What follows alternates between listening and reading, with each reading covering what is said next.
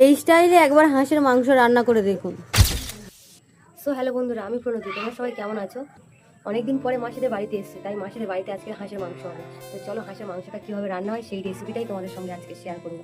তো প্রথমে আমরা এখানে গরম জল করে নিয়েছি, নিয়ে হাঁসটাকে মেরে নিয়েছি, নিয়ে গরম জলে দিয়ে দিয়েছি হাঁসটা, দিয়ে এটাকে ভালো করে ছাড়িয়ে নেব, নিয়ে তারপরে কি হয় চলো সেটা দেখা যাবে। তো হাঁসটা আমার পরিষ্কার করা হয়ে গেছে, এবার ছোট ছোট পিস করে কেটে নেওয়ার পালা।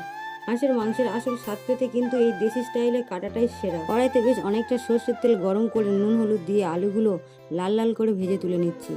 মাংসের স্বাদ বাড়াতে ফোড়নে দিয়ে দিচ্ছি শুকনো লঙ্কা, তেজপাতা আর জিরের ফোড়ন। মশলার এই সুন্দর গন্ধটাই রান্নার আলাদা মাত্রা যোগ করে। এবারে কুচনো পেঁয়াজগুলো দিয়ে ভালো করে নেড়ে নেব যতক্ষণ না এটা হালকা বাদামি রঙের হচ্ছে।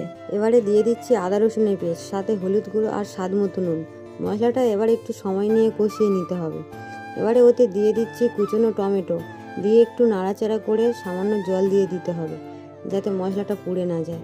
ঝাল বুঝে এবারে দিয়ে দিচ্ছি লঙ্কার গুঁড়ো। দেখুন রঙটা এখনই কি সুন্দর হতে শুরু করেছে। পুরো গ্রেভিটা ভালো করে কষিয়ে নিয়ে এবারে দিয়ে দিচ্ছি মিট মশলা। এতে হাঁসের মাংসের স্বাদ জাস্ট জমে যায়। এবারে হাঁসের মাংসগুলো মশলার ওপরে দিয়ে দিলাম।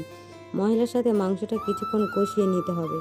ভেজে রাখা আলুগুলো দিয়ে মাংসের সাথে আরও একবার ভালো করে কষিয়ে নিচ্ছি। মাংসটা একটু মজে আসার জন্য আর সিদ্ধ হওয়ার জন্য কয়েক মিনিটের জন্য ঢাকা দিয়ে রাখলাম।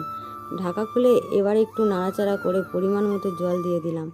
ঝোলটা কিন্তু একটু কষা কষাই হবে। দেখুন তরকারিটা কেমন টকবক করে ফুটছে, ঝোল থেকে কি সুন্দর একটা তেল ছাড়ছে দেখুন। ব্যাস রান্না একদম রেডি। এবারে গামলায় নামিয়ে নিয়ে বাটিতে করে তোমাদের দাদাকে খেতে দিলাম। দেখুন মাংসটা কত নরম হয়ে জাস্ট হাতে দিলেই ছেড়ে আসছে। আপনারা এই রেসিপিটা ট্রাই করবেন কিন্তু। আজকের মতো এইটুকুই, দেখা হচ্ছে পরবর্তী ভিডিওতে।